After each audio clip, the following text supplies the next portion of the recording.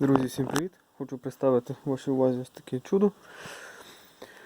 Це ручний електрорубанок фірми Raiber, Латвія, модель 5708M. Тобто це самий великий з їхньої серії. Робоча ширина 155, мотор 2250 Вт, 16 тисяч, якщо не помиляюся.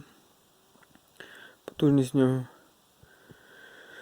Він йде з функцією стаціонарного встановлення, можна використовувати як рубанок. По суті, він і так і використовувався.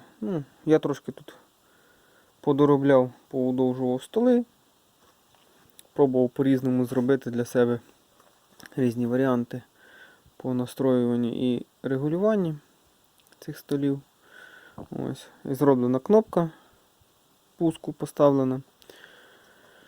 Станок хочу продати і за ненадобності, тобто я на ньому по суті зараз не працюю. Він займає тільки місце в майстерні, я хочу переставити сюди інший станочок.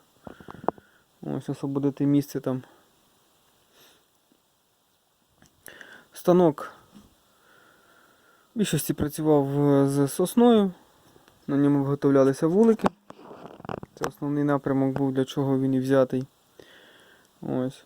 Трошки модернізував систему охолодження, так сказати.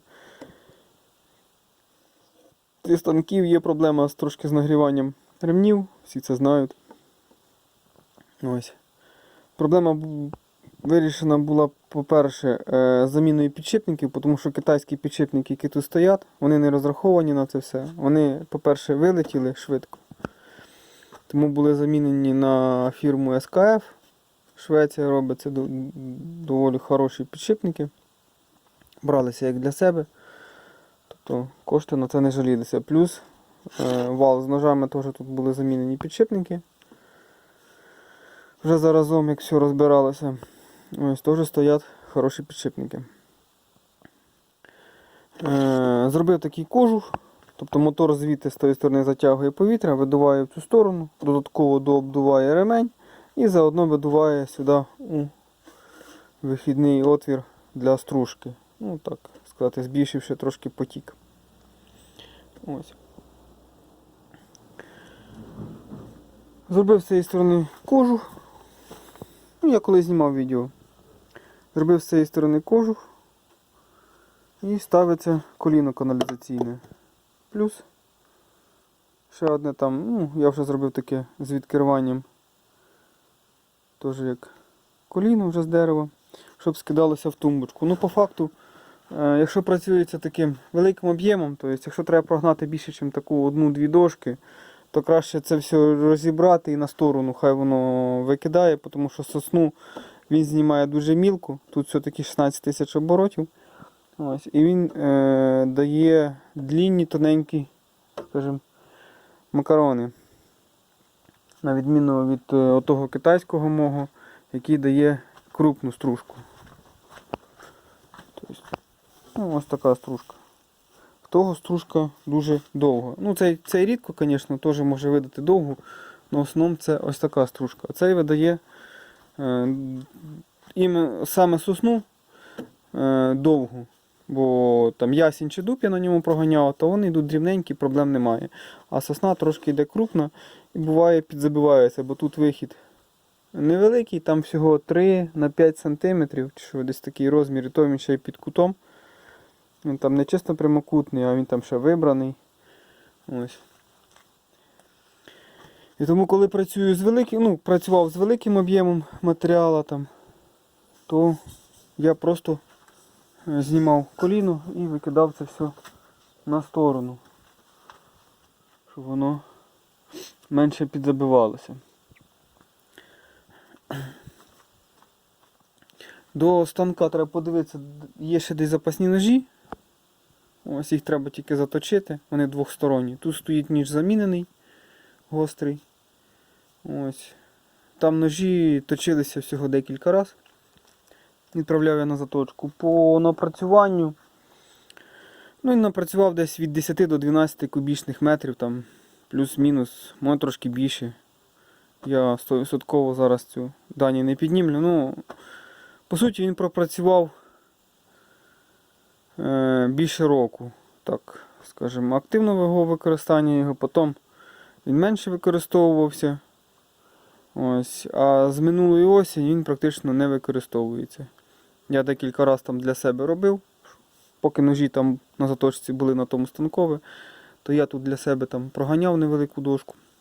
Ось. Ножів в середньому вистачає десь на 3-4 кубічних метра одної сторони ножа.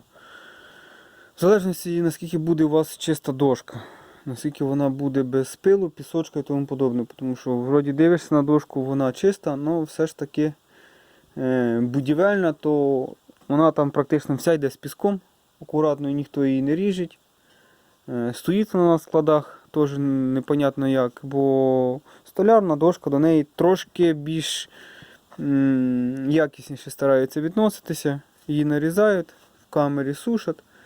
Ось, вона менше має такого пилу піску, на відміну від будівельної дошки, тому що цю дошку возять з місця на місце, тримають на різних складах, пилюка скрізь віє, ніхто там не тримає її в закритому приміщенні. Столярну тримають, хоча б трохи. Ось.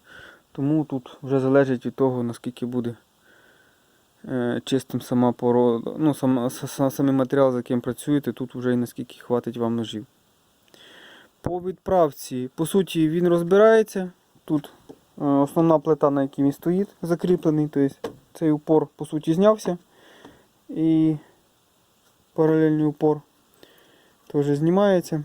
Хто схоче, доопрацює, тому що над станком можна працювати, як то кажу, довго, ніколи ці модернізації не закінчуються. Я сам постійно його там щось доробив, переробив. Ну, це більшості так, для хобійного використання, або в кого вдома є вулики.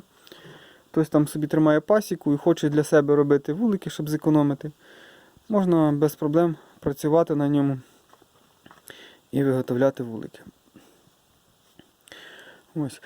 Задня стіл стоїть на віддільній плиті. Ну так вийшло зробити. Ось. По суті, цю верхню частину я можу відправити наложеним платежем, так як вартість доставки їхня не настільки критична. Я думаю, проблем з тим, що не забере, ніхто не буде. Зараз я включу його. Ось. Він включається, я не хочу включати, бо він доволі великі децибели видає, щоб не ревів на все як таке. Тобто він працює, все в робочому стані.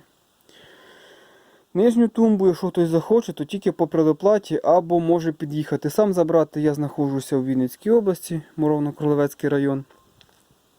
Ось, хто, скажімо так, має бажання і можливість під'їхати, знаходиться десь недалеко. Ціну я так само напишу вже в самому оголошенні. Я передивлюся, що в мене є по наявності, що вони коштують, тому що ціни на все зараз міняються. Для тих, хто буде трошки як тако возмущатися, що ти його купляв давно і тому подобне. Друзі, я так само купляв нещодавно БУ Рейсмус Макіту. Я за нього віддав скільки він до війни коштував новий, тому що на нього ціна зараз виросла практично в 1,5 рази. Ось, і хто не продає, продають вже його, БУ ціну, його вже рахують від нової ціни, від тої, що є зараз на ринку. Тому не ображайтеся, якщо хтось буде казати, що його ціна повинна бути менша. Я його так по акції відхватив, тому щось придумаємо з ціною.